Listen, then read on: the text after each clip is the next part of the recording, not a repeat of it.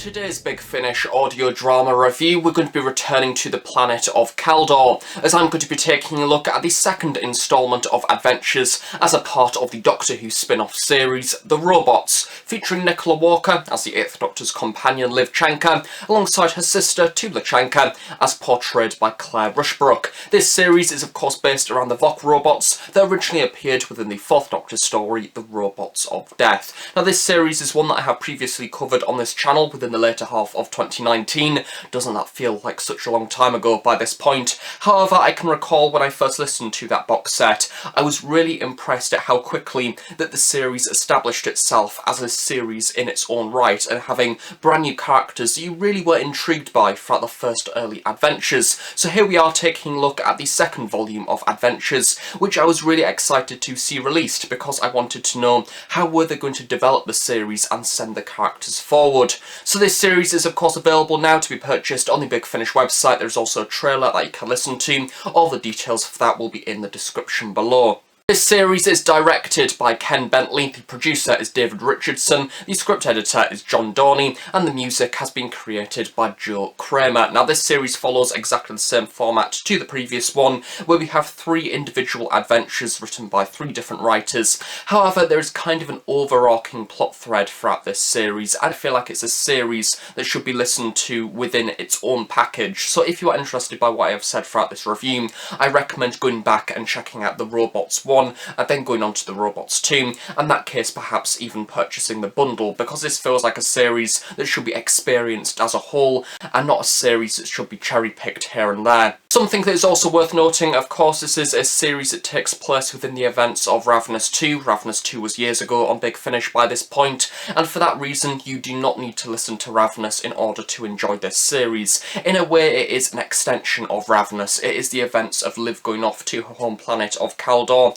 whilst the 8th Doctor is off and having his own adventures, and then he of course eventually returns, and that is all that you need to know. This series is a perfect development for Liv Chenka as a companion. However, it is not essential. You can listen to this series without listening to Ravenous, and likewise you can listen to Ravenous without delving into this series.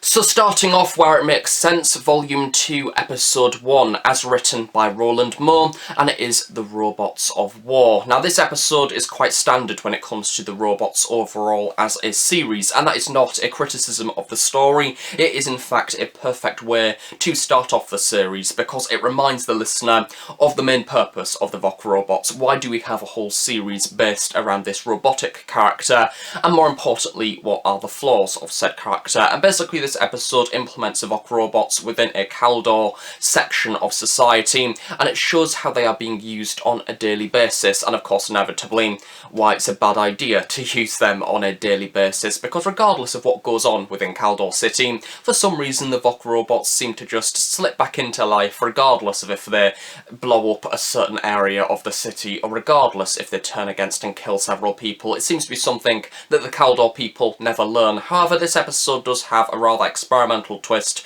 where we have the whole idea of artificial intelligence, AIs, and its implementation within warfare and weapons and things like that, as we get to see the Voc Robots being implemented within an army barracks. What could possibly go wrong? And we get to see these special type of Voc Robots that have been created that have had their programming tweaked in order to recognise the people that you would come across within an army barracks, and that is known as the hierarchy protocol. And basically, in summary, without going into too much detail about the story itself, we get to see them acknowledging the people within the army barracks. So for example, the captains, the colonels, the leader of the army barracks as a whole. We get to see the Voc Robots acknowledging them as the top, and they must be protected at all costs, regardless of any suffering or pain that is inflicted to the lower ranks below. Again, what could possibly go wrong? We basically get to see Liv and Tula go on this mission to go to the army barracks to see how are the Voc Robots settling in. Are they doing a good job? Are they useful? And of course things start to go wrong. There is a terrorist incident within the army barracks, and the Voc Robots decide to resume control of the army barracks and basically put the place on lockdown. This episode kind of shows them implementing their power within this army barracks, regardless of the cost of the lives around them, and we get to see the flaws once again of the Voc Robots, which is something that is fully explored within the first volume of Adventures. Some credit that I would like to give out is Silas Carlson as Captain Garland Roche, who is the main leader of the Army Barracks and is the main person that the Voc Robots want to protect at all costs. And there's something brilliant about Silas. I think, of course, he is most known for portraying the Ood within Big Finish, as well as on TV Doctor Who, and he's had a number of different roles within other audio dramas as well. And I think there's something about Silas that regardless of what character he is given, he seems to put every ounce of energy into that character, because I think that Garland Roche really jumps off the page of this story. He could very easily have been a stereotypical army captain character that nobody particularly likes that much, and he's just a bit cardboard cutout. However, I think that Silas puts something into the character that feels very personal, very unique, but also at the same time he's rather believable, and at the end of the story we get to see how his personal life and basically his natural human emotions manage to get in the way and basically mess things up a little bit. And I think that again it's a perfect way to start off the series, as it reminds us of the stuff that happened within the first box set. Also at the same time it gets to show Liv and Helen at their strengths as well, as we get to see them trying to take over the Army Barracks from the Voc Robots and trying to use their knowledge of the Voc Robots in the past to defeat them and defeat their logic throughout this episode. So overall a strong story and a great way to start off this box set. So now we move on to the second story of the box set, being Tucs and Pool, as written by Andrew Smith, and as the title suggests, this episode does of course see the return of David Collings as Pool, and of course Pamela Salem as Tucs, two characters that originally appeared within the Robots of Death. And I must admit, the first box set, over of course than the featuring of the Voc Robots themselves, I was quite surprised at the lack in appearance of anybody from the Robots of Death, because you would think they would have made that association straight away. However, they went round the more difficult route and they decided to set up a whole new series with different characters that we don't know already, which to be honest I respect. I think it's a good way to start the series. Makes this series overall stand kind of alone from the original episode on TV, being the Robots of Death. However, now we are a whole box set in, it's great to have an episode featuring the return of these characters. Of course, David Collings did sadly pass away within the early half of 2020. I do believe he does also appear within box sets 3 and box sets 4. So it is lovely to see that they've managed to record something with him prior to his sad death earlier on this year, because he is possibly one of the best contributions to this box set, along with Pamela Salem as Tucs. I suppose you could call this episode a Chenka-light story, which I was thoroughly surprised to see, because so far this series has been focused around Liv Chenka and Tula Chenka and their relationship and how they interact with the Voc Robots, and here we have a direct departure from that, not only from a narrative of leaving behind the Chenkas, but also we get to see an environment change, because the vast majority of the series has been focused around the urban built-up environment of Kaldor City. This episode takes us out of that environment and we get to see a rather small settlement within the drylands, I suppose, of Kaldor, where everything seems to be running quite a lot of years behind, where you see them still using Voc Robots as a part of their little village. However, they are run-down Voc Robots. They are early programmed Voc Robots from many years ago that essentially no longer have any use in the city, and their main role is general labour, the likes of lifting very heavy things and farm work and other things like that. And throughout this story we get to see a number of deaths, and basically Tucs and Pool are reunited and they need to figure out what is going on. Are the Sons of Kaldor involved? Are they trying to frame the Voc Robots for the deaths of these people within the village? And naturally, of course, because it is a village, everybody is judging each other, and it is very much like a crime drama, because it could be anybody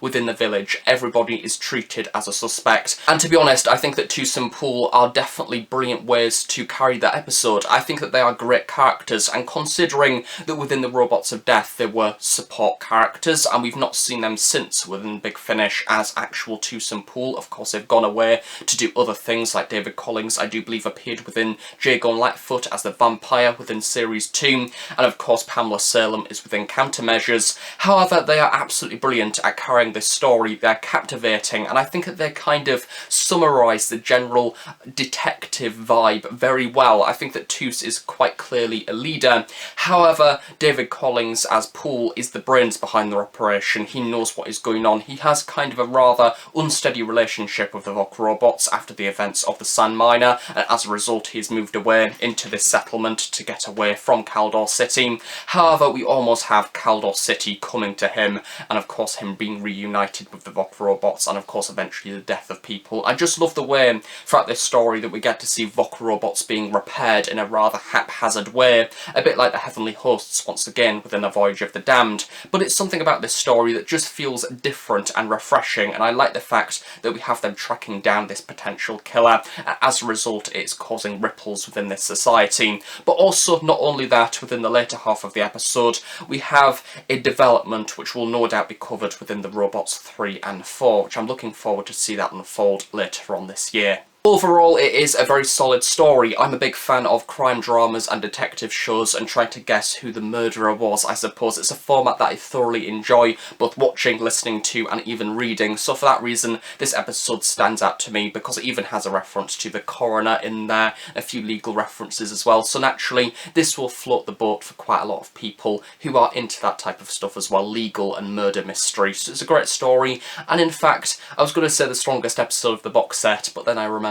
episode 3 exists, which we may as well move on to now. Now, rather logically, episode 1 was of course a Liv Chenka and Tula Chenka story. Episode 2 did of course feature Pool and Tucs, and therefore I thought that the third story of this box set would be an episode where both of those parties meet up and unite to no doubt fight against some Voc Robots that have gone against their programming or something like that. However, episode 3 is an unexpected delight of legal adventure which I never quite expected I would get to hear Big Finish do, because this story is an episode I absolutely adore. We do of course get to see a continuation of the plot from episode 1, basically seeing Liv answer a phone call that basically says that her previous personal Voc Robot, being V66, has malfunctioned once again, however has decided to commit a terrorist act and has exploded an entire local scientific lab and killing many people in the process. Naturally, of course, a criminal act does lead to a criminal trial. Therefore, throughout this story we see a Voc Robot on trial for its life, and the judge is a Voc Robot. To be honest, the fact that we don't have on the front cover a Judge Voc Robot with the wig and the hammer and everything is a missed opportunity, Big Finish. I would have loved to see that on the cover because they have wigs already. Imagine a Judge wig on a Voc Robot being even more extravagant and wild, and I want an action figure of it. I want a statue of it, and then I can put it on my shelf and go, that's what I aspire to be. Voc Robot Judge. Your Honour. So for those of you that know me outside of the channel, you will of course know that I study the law and I learn the law on almost a daily basis when I'm at university. Therefore I was very excited to listen to this episode, and Sarah Gorchella quite frankly does a phenomenal job of presenting the law. I was actually quite surprised when I googled her. The first thing that didn't come up was a professor of law at a certain university somewhere, because her knowledge and the way that she presents the professional concepts was brilliant, and it made for great listening to. And not only that, we also have some great moments for Liv, because basically V66's empathy chip within its head had been malfunctioning, meaning that the Voc Robot wasn't capable of defending itself. Therefore Liv decides to train as a legal representative, and we have her essentially fulfilling the role of a barrister, making for some excellent moments, brilliantly performed by Nicola Walker. And then we also have the mix-in conflict between Nicola Walker's Liv Chenka and Tula Chenka. Claire Rushbrook equally has some brilliant moments, as she wants to get to the bottom of it. She wants to get the truth out of the situation, and she wants to seek justice. However, both Liv and Helen have different reasons for that. Liv wants to get the certain answers because she wants to clear the name of V66 and wants to ensure that he or she or the Voc Robot itself is kept alive. Likewise, Tula wants to get to the bottom of the situation and find that the Voc Robot isn't guilty, because let's face it, if a Voc Robot has blew up a local scientific lab, it is rather bad for publication and press. Therefore she wants to ensure that the Voc Robot is not guilty, and therefore we also have at the same time a lot of tension building within the Kaldor society, especially with the Sons of Kaldor, who wish that the Voc Robots are no longer a part of their society, and all of this tension is slowly drawing in on the courtroom, and it's all a very tense yet emotional story with lots of human and character. I also really like the parallels between the English justice system and the far-off society of Kaldor, because it does very much provide a commentary of society society today, because the English legal system has gone on to influence a lot of the justice systems throughout the world, and it's kind of cool to think that has also gone on to affect the worlds of outer space as well. Sarah Gottrell's way of performing the story, having a sequence of events within the courtroom, very much like a courtroom drama, however having intersecting sequences, having evidence being planted and having eyewitnesses and then hopping into the eyewitness's mind to get a taste of the situation, really keeps you guessing as a listener, trying to dig to the bottom of the truth, very much like how the courtroom are during the story itself. This story is a landmark within the series, and I definitely think the events of this episode will affect the future events of this series. I think that it's one of those moments that kind of sets in motion a potential rise within the Voc Robots, and when we have the speech at the very end with V66, it's rather scary and sinister. Again, all about truth and the fact that humans and their relationship with technology is in fact a rather rocky one, and one that we did kind of get to see explored within box set 1, and less so throughout the opening 2 episodes of this box set, so it's nice to see we're kind of returning to that theme for the 3rd and final episode of this series. So with that does of course conclude my review of the Doctor Who spin-off The Robots Volume 2. Overall, another solid set of stories. I think that all 3 episodes contribute something overall to the narrative of the series, and not only that, I feel like this series is worthy of existence. It has definitely had some brilliant commentaries on the human relationship with technology, and if you are a fan of dystopian futures, the robots of death, artificial intelligence, this is definitely a series for you. However, as I mentioned at the very start of this review, equally at the same time, this box set is not essential. It is simply there if you are interested by it, and I think that both of the box sets so far